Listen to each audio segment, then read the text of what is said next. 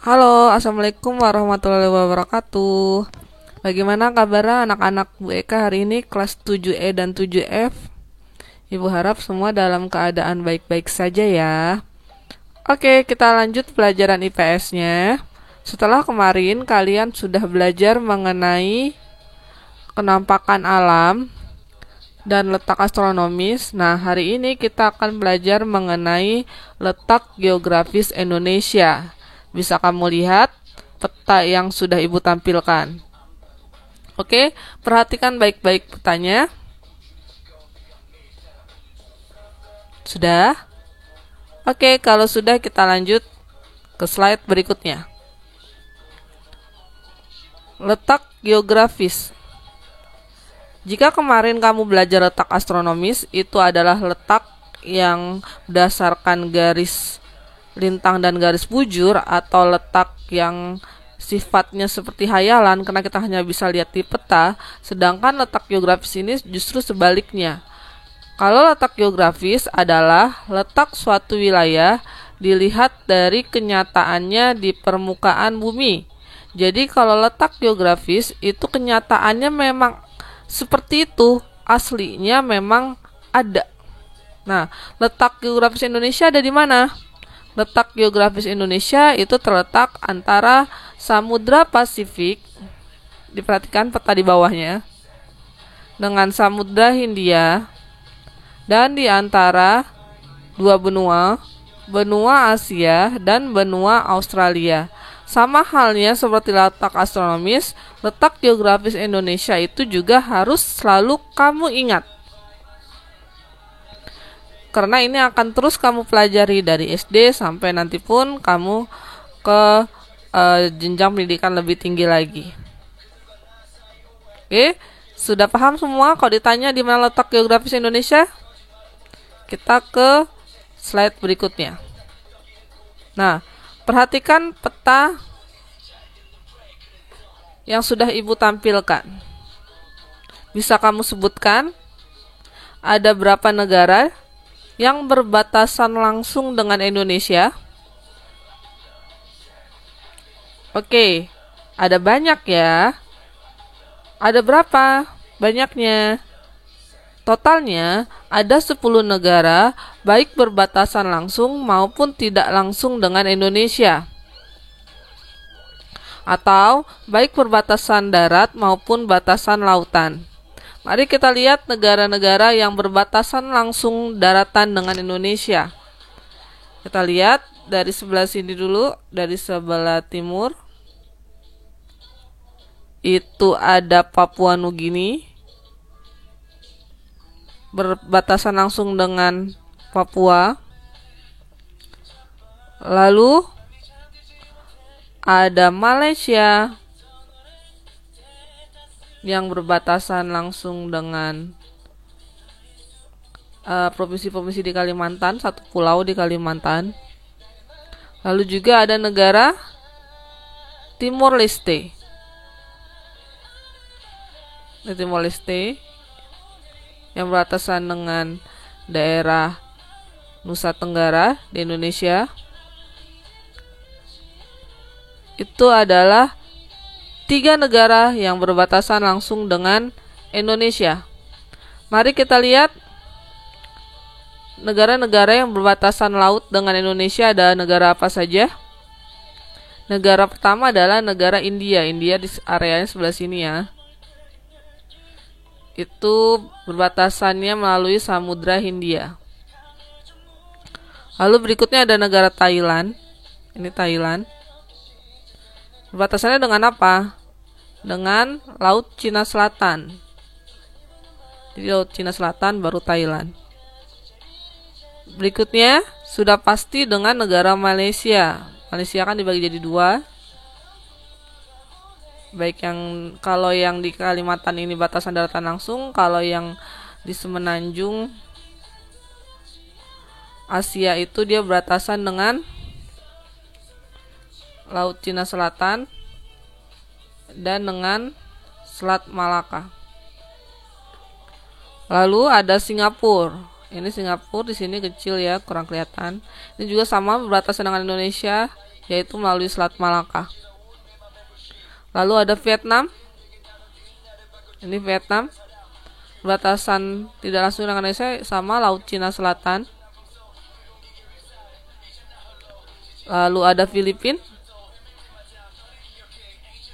berbatasannya dengan Laut Sulawesi. Lalu ada Palau. Ini Palau, ini negara Pasifik ya, jadi negara-negara kepulauan kecil-kecil. Ini juga sama, batasan dengan Samudra Pasifik. Ini nama negara, namanya Palau. Oke, berikutnya Papua New Guinea. Ini juga selain batasan langsung juga batasan dengan laut atau Samudra Pasifik. Lalu Australia. Nah, ini lumayan dekat kan antara Australia dengan Indonesia kalau kita lihat dari peta. Juga berbatasan Laut Timur dengan Indonesia, Laut Timor. Lalu Timor Leste, selain batasan darat juga batasan laut dengan Indonesia.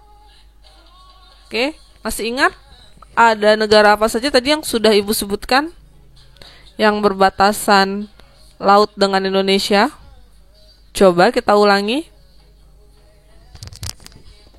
Ada India sebelah sini ya, Malaysia, Vietnam, Thailand, Singapura, Filipina, Palau, Papua New Guinea, Australia, dan Timor Leste. Itu yang berbatasan laut. Sekarang Ibu ulang lagi.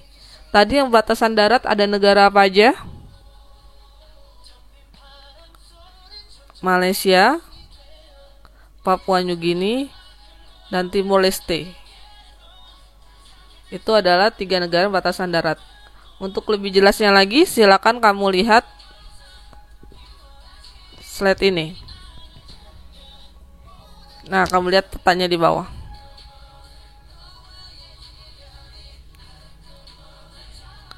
Kalau utara, yang batasan darat langsung Malaysia. Kalau yang berbatasan lautan atau samudra ada 4 negara ini.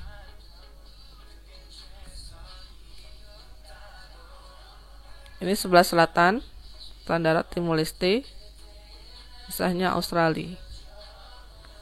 Kalau barat, dia lebih ke Samudra Hindia, lalu ketemu lagi India. Timur, ada Papua New Guinea, ada Palau. Nah, ini peta lebih jelasnya lagi. Perbatasan laut Indonesia dengan 10 negara tetangga yang tadi sudah Ibu jelaskan. Bisa kamu perhatikan lebih jelas di peta ini.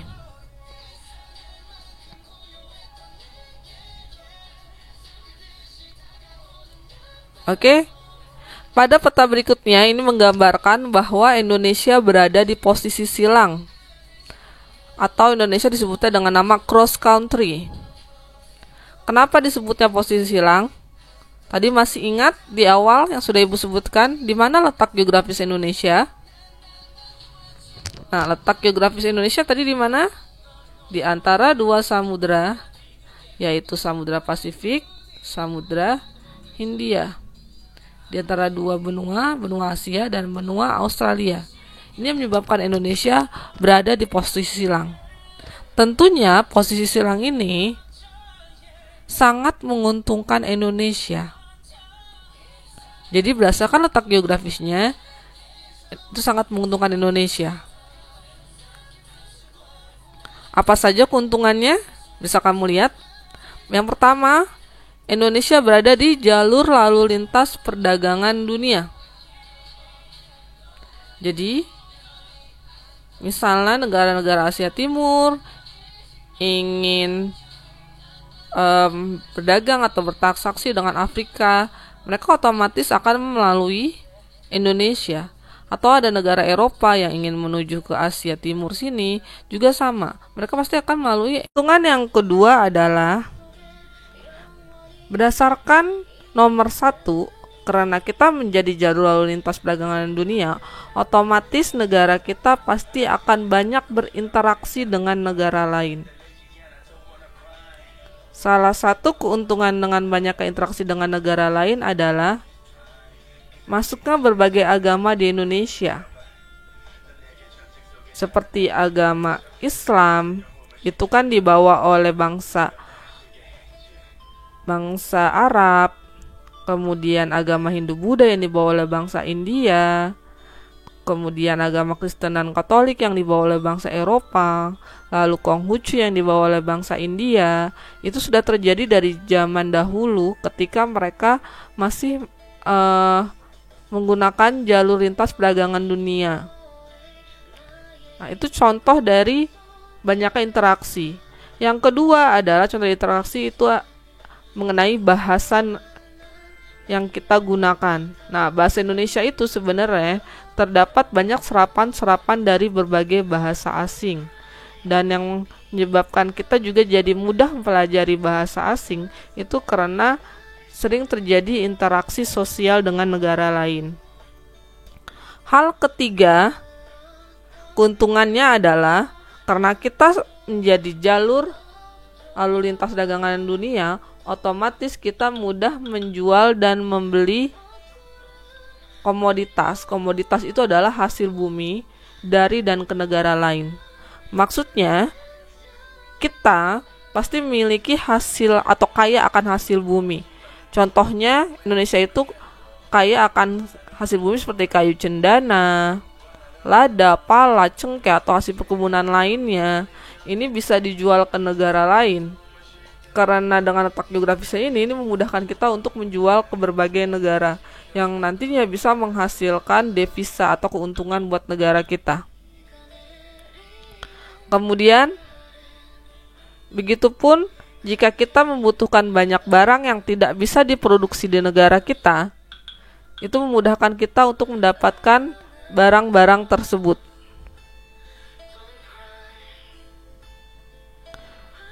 Ada keuntungannya tidak hanya 3 yang pasti, keuntungannya ada banyak yang lainnya. Intinya ada 3 keuntungan ini. Ada keuntungan, pasti ada kerugian dari letak geografis Indonesia ini. Apa saja kerugiannya? Kerugian yang pertama, karena kita dilintasi oleh banyak negara dan sering berinteraksi, otomatis banyak budaya-budaya lain yang tidak sesuai yang memasuki dan mempengaruhi kehidupan budaya Indonesia. Contohnya ada budaya apa saja yang tidak cocok dengan budaya kita. Contohnya adalah mengenai pergaulan bebas yang biasa dilakukan oleh bangsa barat, kemudian mengenai norma kesantunan dalam hal contohnya berpakaian, bertutur kata. Nah, itu juga salah satu pengaruh dari budaya asing. Lalu kerugian yang kedua, karena rentan terhadap masuknya barang-barang terlarang, contohnya seperti narkoba dan barang selundupan lainnya. Karena perdagangan dunia tadi, maka memudahkan negara kita dimasuki oleh orang-orang asing yang tujuannya buruk, yaitu ingin misalnya menjual narkoba atau barang-barang terlarang lainnya. Nah, ini adalah 2 hal kerugian dari letak geografis Indonesia. Semoga negara kita Indonesia terhindar dari segala kerugian ini dan kita bisa meningkatkan keuntungan dari letak geografis. Oke, untuk berikutnya kalian lihat, ini adalah peta jalur perhubungan dunia. Ada yang bulat-bulat berwarna merah ini kan. Nah, bulat-bulat warna merah ini adalah kayak pintu gerbang atau kayak spot atau titik yang dilalui yang utama mengenai jalur perhubungan dunia yang utama. Dan yang warnanya tebal biru ini adalah rute utama yang biasanya misalnya kapal tanker, kapal laut itu lewat, yang utamanya lewat sini. Tapi selain itu mereka juga melewati secondary road. Secondary road itu adalah rute yang kedua atau selain rute utama, tapi mereka lewatnya melaluinya itu banyaknya yang core route ya. Oke, yang warna kuning ini juga biasanya pelabuhan pembantu selain pelabuhan utama nanti. Kamu lihat sendiri di Indonesia banyak sekali ya pelabuhan yang warnanya kuning. Ini adalah akibat yang tadi yang sudah dijelaskan, akibat dari letak geografis. Oke, bisa kamu lihat yang menjadi rute utama itu melewati mana aja. Panama Kanal ini adalah terusan Panama. Terus ini Gibraltar, Selat Gibraltar. Ini adalah Tanjung Harapan, Cape of Good Hope bahasa Inggrisnya.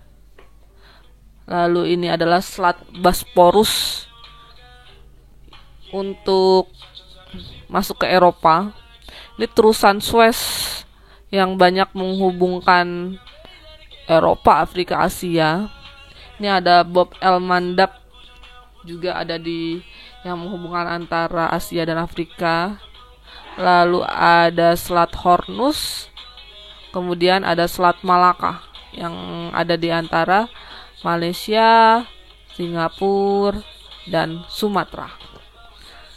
Oke, itu adalah spot-spot penting yang banyak dilalui oleh perhubungan dunia, rute perhubungan dunia. Ini contoh, misalnya rute pelayaran dari Jepang ke Inggris atau Inggris ke Jepang atau sebaliknya, itu bisa melewati negara-negara ini. Selat yang dilewati itu bisa selat-selat ini.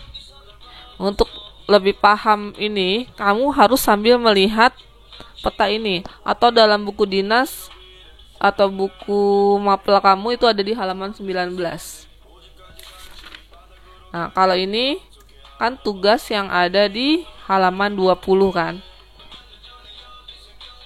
Misalnya kalau kamu dari Indonesia mau ke Saudi Arabia, kira-kira kalau menggunakan pelayaran lewat mana aja? Ini kan Indonesia, ini Saudi Arabia ya. Nah, bisa lewat apa? Mana aja? Bisa lewat Selat Malaka, bisa lewat Selat Hormuz, seperti gitu caranya. Oke, kamu pelajari lagi lebih mendalam sambil melihat peta yang ada di halaman 19. Oke, ini yang tadi sudah Ibu jelaskan, ada core route. Core itu artinya inti, jadi pelayaran utamanya atau inti pelayarannya. Ada juga secondary route atau pelayaran pendukung. Nah, kalau yang core route itu yang paling penting, yang komersil itu berarti untuk perdagangan, pasar utama dunia. Biasanya melewati terusan Suez, Selat Malaka, dan terusan Panama. Nah, kalau secondary route itu yang pelayarannya yang lebih kecil pasarnya. Oke, kamu sudah ada yang tahu apa itu terusan? Terusan di dunia ini ada dua, Suez itu adanya di Mesir dan terusan Panama itu ada di negara Panama. Terusan itu adalah suatu daratan, tadinya daratan, kemudian dia digali sampai pada akhirnya bisa kapal tanker yang besar-besar tuh bisa lewat situ. Tapi terusan ini fungsinya untuk apa? Untuk menghemat waktu maupun uang. Misalnya, kasih contoh dulu, ini Panama, ini kan ada daratan. Dulu orang kalau misalnya dari Amerika mau ke Afrika misalnya, nah dia harus ngelilingin Amerika Selatan dulu kan. Nah itu butuh waktu lama, uang juga banyak. Nah makanya dibuatlah terusan di sini, digali daratannya sedikit. Lalu kalau mau ke, nggak perlu lagi lewat menyusuri benua ini, langsung lewat seperti jalan pintas atau jalan tol lewat sini langsung menuju ke tujuannya. Begitupun juga terusan Suez. Tadinya orang-orang Eropa yang mau ke Asia ataupun sebaliknya orang Asia yang mau ke Eropa, itu mereka harus ngelilingin benua Afrika dulu kan. Nah itu udah pasti makan banyak biaya dan waktu Dengan adanya terusan Suez mereka akan lebih hemat karena tinggal lewat sini jalan pintas lalu menuju ke negara tujuannya masing-masing. Nah, ini adalah gambaran terusan Suez. Ini petanya bisa kamu lihat yang dijadiin terusan. Nah, ini penampakannya seperti ini. Jadi muat kapal yang besar-besar itu ya, yang isinya kontainer. Ini gambaran Selat Malaka. Ini posisinya antara Malaysia, Sumatera, dan Singapura. Ini kondisinya sungguh ramai kan, dengan banyaknya kapal-kapal tanker yang lewat dan kapal kontainer dagangan dunia. Nih, bisa kamu lihat lagi. Begitu banyak pemasukannya kalau dilalui oleh banyak kapal-kapal. Lalu ini terusan Panama. Ini negaranya yang warna merah. Dan ini yang dijadiin terusannya. Nah, sama seperti ini. Ini contoh gambarannya. Oke. Lalu kapalnya bisa lewat. Oke. Tadi mengenai jalur perdagangan dunia. Berikutnya kita akan masuk ke letak geologis. Nah, ibu ulang ya. Kalau letak astronomis berdasarkan garis lintang dan bujur, letak geografis itu berdasarkan kenyataannya di dunia. Kalau di muka bumi maksudnya. Kalau letak geologis adalah letak berdasarkan lapisan batuannya. Nah, hati-hati. Kalau ditanya letak geologis, kamu jawabnya ada 3, yaitu letaknya kalau berdasarkan rangkaian penggunungan dunia, Indonesia dilalui oleh rangkaian pegunungan Mediterania dan rangkaian pegunungan Sirkum Pasifik, atau bisa juga kamu nyebutnya dilalui oleh Sirkum Pasifik dan Sirkum Mediterania. Itu kalau dilihat dari rangkaian pegunungan dunia. Kalau berdasarkan lempengnya, Indonesia berada di antara lempeng Indo-Australia, lempeng Pasifik, dan lempeng Eurasia. Eurasia itu berarti gabungan Eropa dan Asia. Sedangkan kalau dilihat berdasarkan dangkalannya, dangkalan itu nama lainnya paparan ya. Itu Indonesia berada di paparan Sunda dan paparan Saul. Udah cukup 2 aja, paparan Sunda dan paparan Saul. Oke, kalau tanya letak geografisnya, berdasarkan rangkaian pegunungan ada Sirkum Pasifik, Sirkum Mediterania. Kalau berdasarkan lempeng ada lempeng Indo-Australia, lempeng Pasifik, dan lempeng Eurasia. Kalau berdasarkan paparan atau dangkalan, itu adalah dangkalan Sunda dan dangkalan Sahul. Oke, perhatikan peta ini. Yang warnanya tebal hitam, ini adalah pegunungan dunia. Pegunungan dunia itu, di dunia ini cuma ada 2, Mediterania dan Sirkum Pasifik. Dua-duanya ini melalui atau berujung di Indonesia. Ini kalau Mediterania ini mulai dari Eropa, masuk ke Semenanjung ini, lewat Sumatera, ke Jawa, lalu ke Nusa Tenggara. Tapi kalau Sirkum Pasifik itu mulainya dari Amerika, lalu masuk ke Jepang, Filipina, ke Indonesia itu nanti ke Sulawesi dan ke Papua, dan berakhir di Australia. Nah, itu Indonesia dua-duanya ini dilalui oleh Sirkum Pasifik dan Mediterania. Ini secara geologis, ini buktinya. Indonesia itu berada di lempeng Eurasia. Lihat Eurasia nih yang warnanya abu-abu. Terus lempeng Indo-Australia ini yang warnanya biru. Dan ini lempeng Pasifik. Ini yang menyebabkan Indonesia itu berada di pertemuan 3 lempeng. Lihat nih, pertemuan yang banyak warna ungu-ungu ini adalah tumbukan-tumbukan lempeng. Oke, berikutnya tadi paparan kan. Paparan itu laut dangkal. Yang sudah Ibu jelaskan di pertemuan sebelumnya, paparan itu kayak laut dangkal yang dulunya sempat bersatu ketika zaman Ice Age.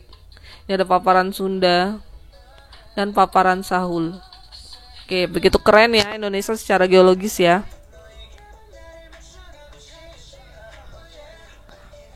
Oke, berikutnya adalah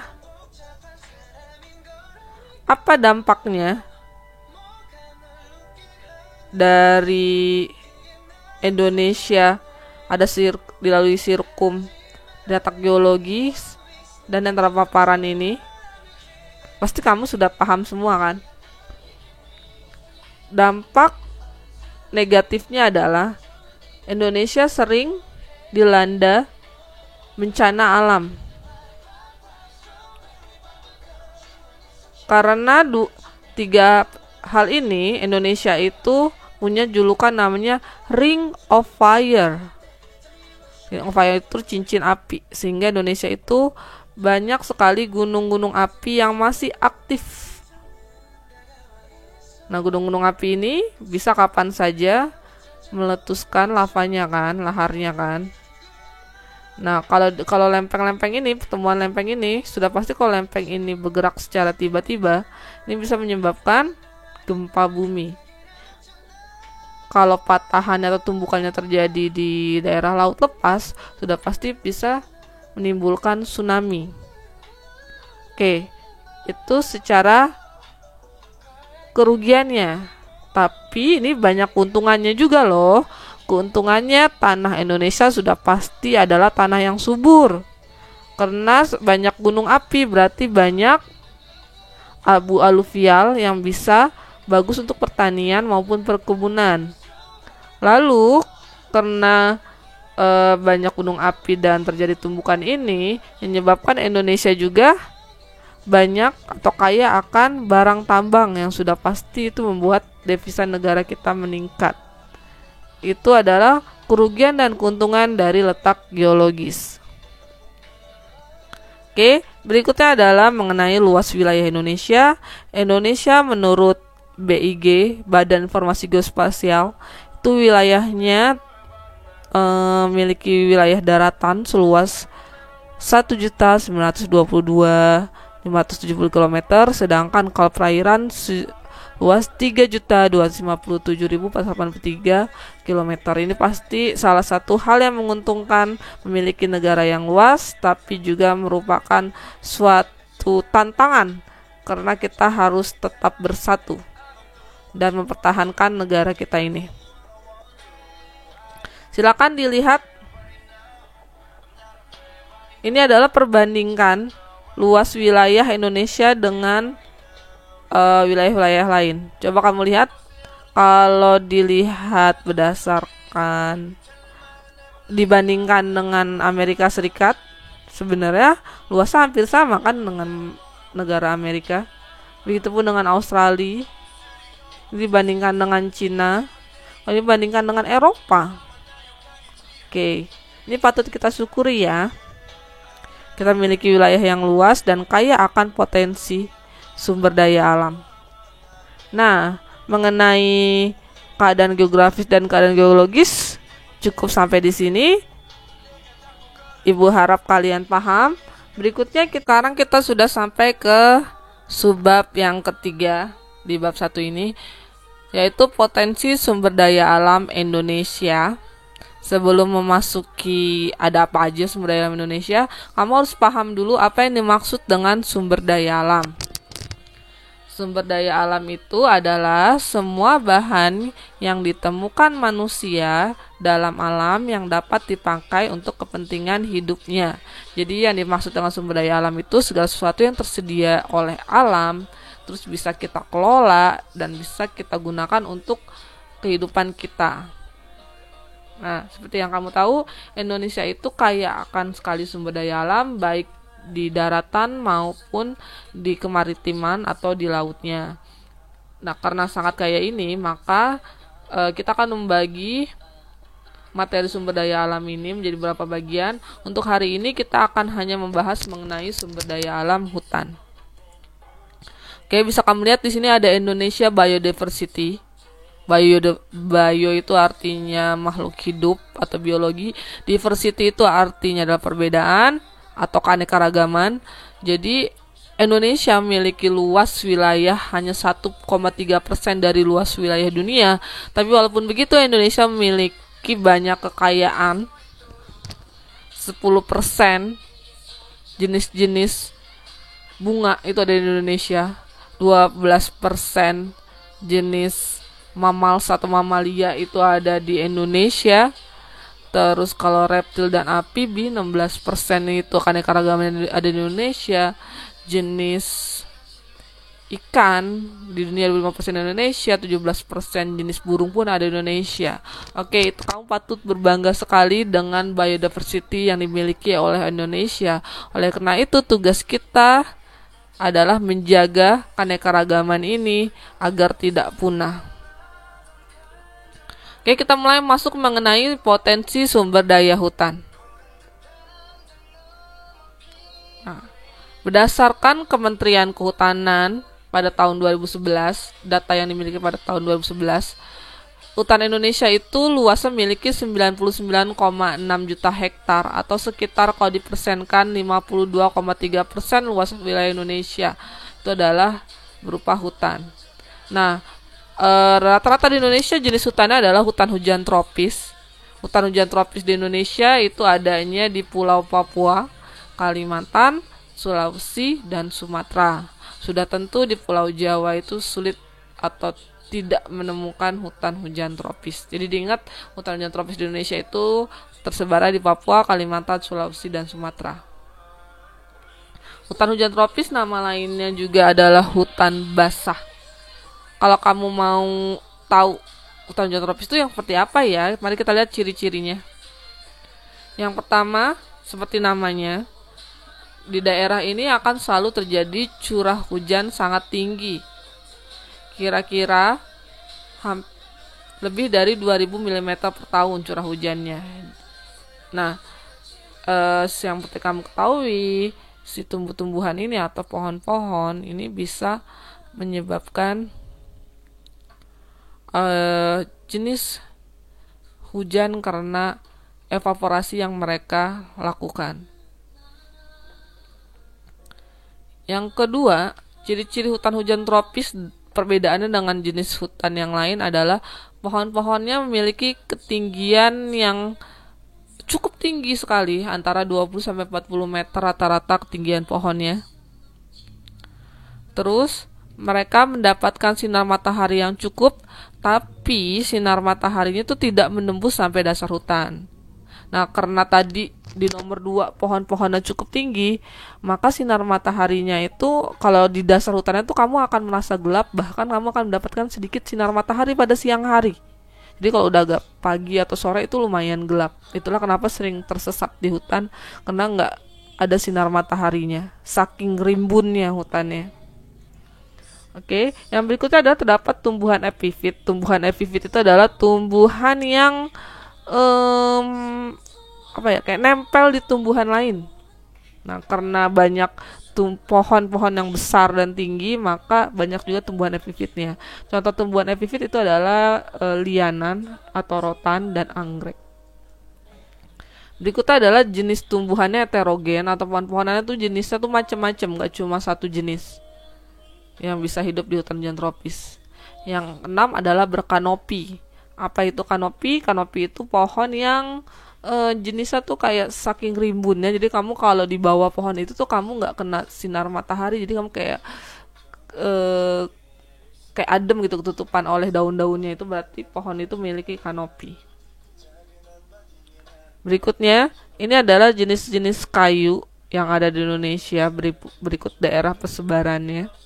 Bisa kamu lihat, kalau di daerah Jawa itu yang terkenalnya kayu jati di Jawa Tengah, itu buat bahan perabotan. Kemudian sama kayu rasa mala dan akasia di Jawa Barat. Kayu yang terkenal itu kayu cendana, karena wangi dan bagus di Nusa Tenggara Timur. Kemudian kayu kruing, meranti, agatis itu juga biasa digunakan untuk perabotan rumah tangga itu banyak ditemukan Papua, Sulawesi, dan Kalimantan. Lalu yang khas dari hutan tropis itu kan ada rotan, makanya banyak ditemukan di Kalimantan, Sumatera Utara, dan Sumatera Barat. Itu adalah jenis kayu dalam sebarannya. Berikutnya, ini adalah kayu-kayunya. Mungkin kamu hanya tahu namanya tapi nggak tahu kayunya kayak apa. Ini kayu kruing, meranti, dan agatis. Oh, kamu lihat besar, bisa sebesar itu kan? Karena ini pohon hutan hujan tropis. Ini rotan.